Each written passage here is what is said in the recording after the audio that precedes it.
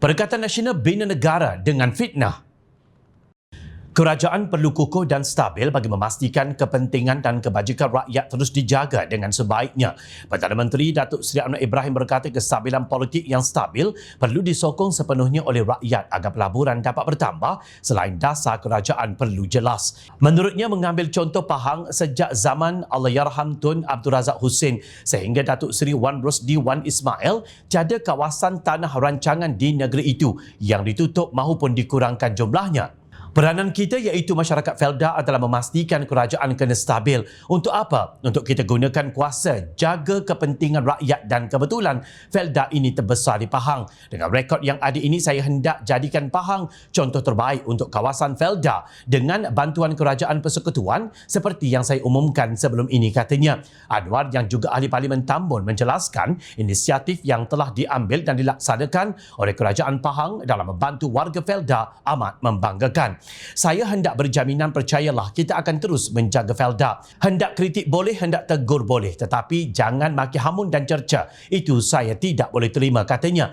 Perdana Menteri turut menegaskan beliau tidak menggunakan kuasa sebagai Perdana Menteri untuk menjual negara atau semata-mata untuk memberi limpahan kekayaan untuk ahli keluarganya. Beliau turut menyangkal dakwaan bahawa pertemuan beliau bersama Perdana Menteri China ketika lawatannya ke negara itu mempunyai agenda yang tersembunyi.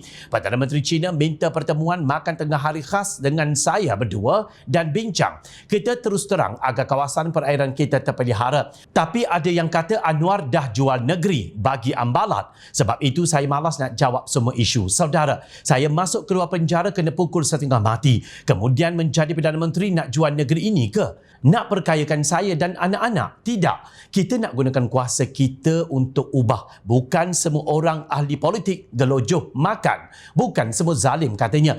Bercakap di hadapan kira-kira 1,000 warga Felda Dewan Undangan Negeri Dun Pelangai, Anwar selepas 25 tahun beliau percaya masih ramai pihak tidak berpuas hati dan menafikan keupayaannya mentadbir negara untuk menjadi lebih baik khususnya menangani isu salah guna kuasa dan rasuah. Justru beliau berikrar untuk menghentikan sikap pemimpin yang sering mengambil kesempatan untuk kepentingan diri mereka. InsyaAllah saya akan cuba sedaya upaya saya dan rakan-rakan jemaah menteri kerajaan negeri kita akan lakukan sebaiknya. Hentikan perangai orang-orang besar, pemimpin-pemimpin yang ambil kesempatan kayakan diri mereka, ambil balak, ambil tanah, ambil nadir bumi, ambil saham dan ambil kontrak. Saya nak hentikan itu supaya pemimpin baharu di Malaysia menjaga amanah dan bela nasib rakyat. Saya yakin kalau ada tekad bagi masa kita akan ubah dan angkat semula Malaysia menjadi negara hebat di Asia Tenggara, katanya.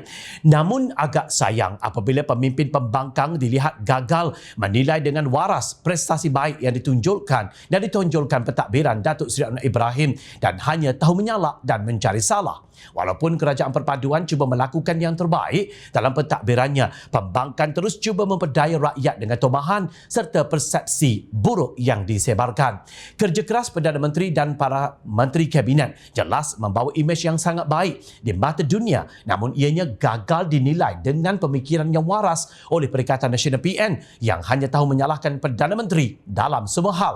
Sebaiknya PN menilai dan mengkritik kerajaan perpaduan ini dengan berpandukan fakta dan bentangkan idea terbaik mereka, bukan sembang kosong. Rakyat Malaysia yang rasional dapat menilai kualiti kepimpinan kerajaan perpaduan dengan melihat rekod kerja dan idea yang dikemukakan serta hasil yang diperolehi. Ia merupakan pendekatan terbaik agar tidak terpengaruh dengan sentimen yang dimainkan untuk menakut-nakutkan rakyat, khususnya orang Melayu.